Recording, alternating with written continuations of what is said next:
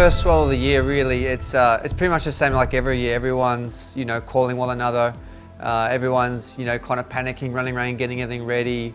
Basically everyone blows it up bigger than what it's going to be. That's generally what happens. Polakow Gulch is definitely, a circus down there, and it's getting worse every year. But, fortunately I bypassed that. I've got a little launch further down the coast, and I just jump in the water and head up there, and I kind of figure it out once I get there. There wasn't really too many tow teams. They'd been told, no more towing at Polakow when there's paddle surfers out there. So yeah, this first swell, there were like 25, 30 guys out there, and really no tow teams. So 2012 has definitely been a change for Polakow.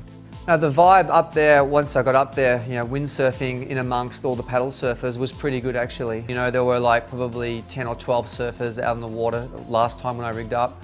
I just give them a bit of a sharker and, just get in amongst it and just be respectful. And I end up getting out there, and, my first wave, I already knew just from getting in on that first wave how offshore the wind was. Trying to get in, and then, getting blown out the back a lot of times. Just trying to get in, getting blown out the back.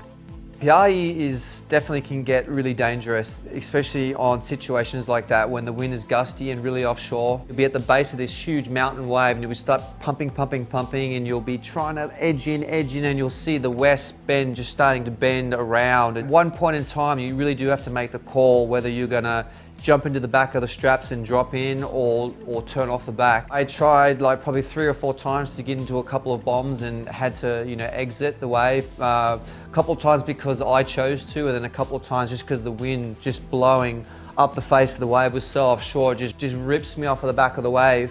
You're kind of flying through the air sometimes, and you land in the water, and you've still got all this spray and you can't see, and the first thing I do is look to see. 50% of the time you'll just see this huge mound of water like coming towards you, and you're just like, oh shit, it gets the heart rate going, and that's what makes Polakow so much fun. The big question mark, what's going to happen to you? Getting a day like that, it's really frustrating because I got this other thing in my head, and then not being able to do what I want to do. It's really frustrating. So just glad we got that second day.